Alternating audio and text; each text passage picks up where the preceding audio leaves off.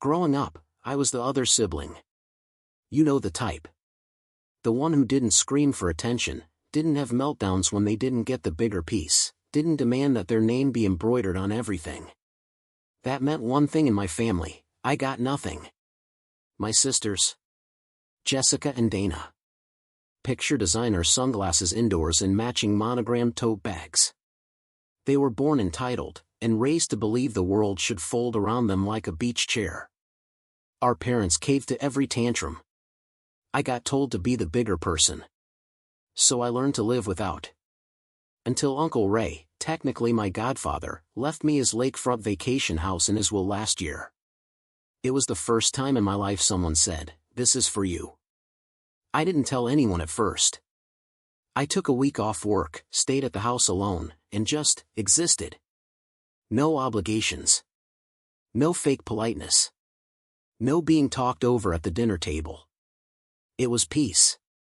Until Jessica saw an Instagram post I forgot to make private. It was just a lakeside sunset. No mention of the house. But she recognized the shoreline. Cute rental. What's the name of the Airbnb? I didn't answer. A day later, Dana called. "Hey, we've got a proposal for you." That's how it always starts. The call wasn't really a call. It was a trap. I showed up at our parents' house thinking it was just dinner.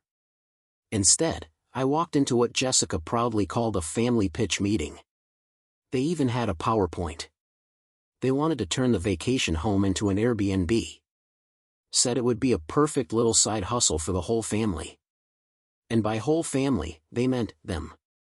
Jessica would manage the listing. Dana's husband would handle maintenance. My role? "Oh, you just sign off on the ownership stuff," Jessica said. "We'll split profits, generous cut, like 20%.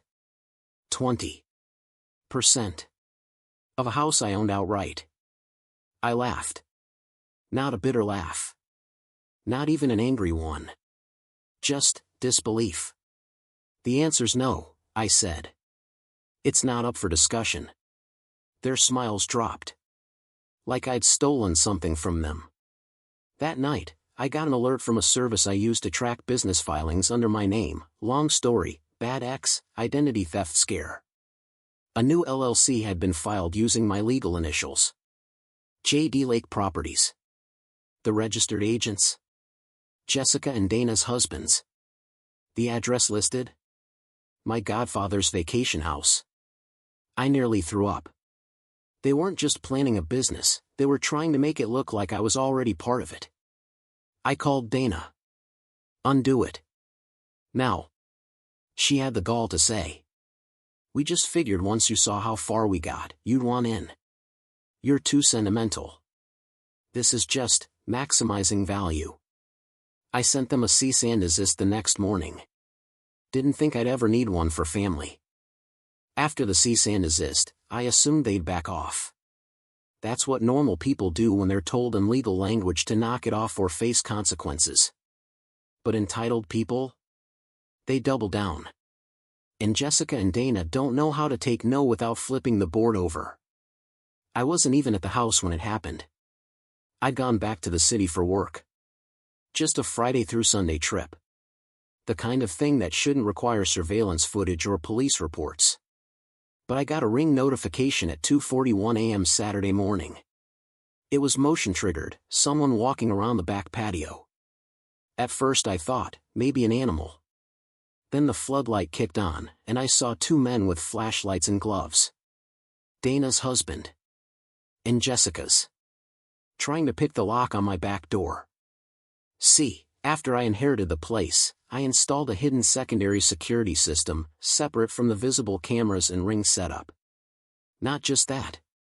My next-door neighbor, an older guy named Gary who flies drones as a hobby, happened to be testing a new night vision drone that night. I'd helped him set up his Wi-Fi extender weeks earlier. He owed me. The next morning, he emailed me 4K footage of my sister's husbands using a crowbar to open a side window. Clear faces. Clear entry. Clear intent. They broke in. Open cabinets. Took photos of the interior.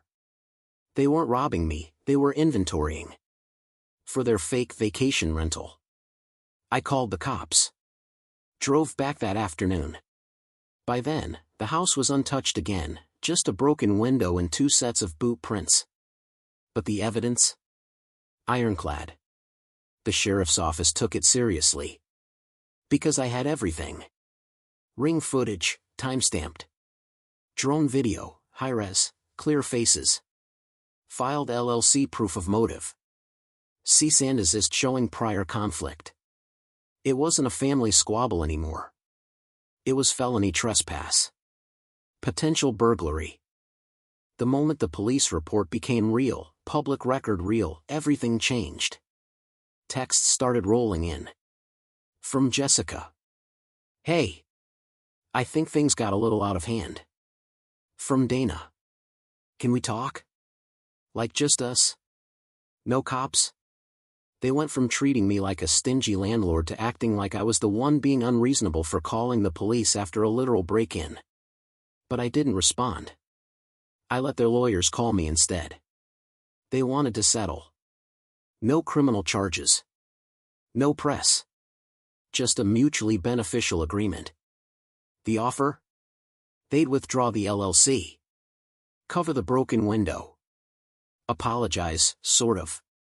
And I'd drop the charges. In exchange? We'd just like a seasonal rental agreement. May through September. For family only. We can even profit share if you're not greedy. That last part set me off. I looked at their lawyer and said, I'll make you a better deal. They stay away from my property forever, and I don't hand this story to the local paper. Because if I do, your clients become the entitled idiots who broke into a house they didn't own, and got caught by a drone. He went pale. The deal fell through. A week later, I got a message on Facebook from Jessica's daughter, my niece, Emily.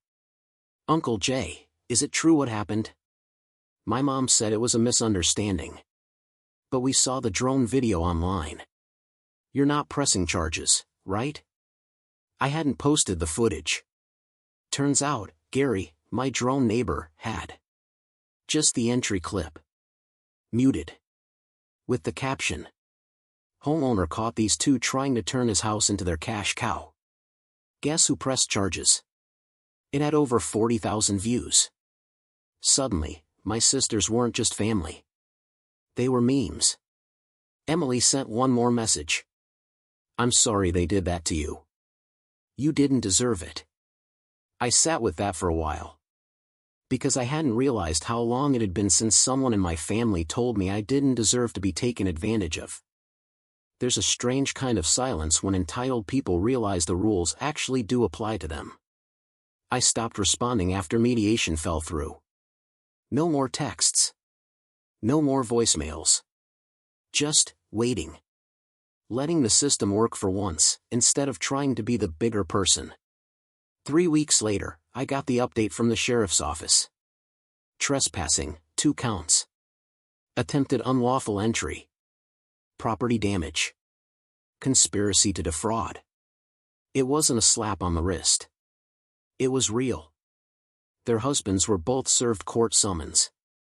And no, I didn't drop the charges. I gave them every chance. To apologize.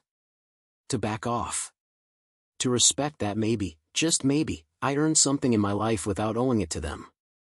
And they broke in. Literally. Word got out. The drone video didn't help. Local papers picked it up. 2 men charged in Lake property break-in tied to disputed family inheritance. Their faces blurred, but anyone who knew them, knew. Their side business opportunities? Gone. Jessica's HOA board seat? Removed for conduct unbecoming. Dana's husband lost his contracting license. Turns out, you need a clean record for that. You know who I didn't expect to hear from? My parents. They've been mostly quiet for years, especially since Uncle Ray left me the house. But suddenly, they wanted to keep the family together. Dad called. Can't you just forgive them? They're your sisters. I said. You know what's wild? Uncle Ray wasn't blood. But he left me everything, because he saw me. You raised Jessica and Dana to believe they could do anything and never face consequences. Maybe this is the first time they learn. Click. Didn't even let him answer. The court hearing is in a few months. I've already secured new locks. Upgraded the cameras. Filed a no-contact order. And best of all? I changed the deed to make sure the house can never be co-signed, transferred, or joint managed by anyone but me. I also renamed the Wi-Fi to Try Breaking In Now _LMAO. It brings me peace.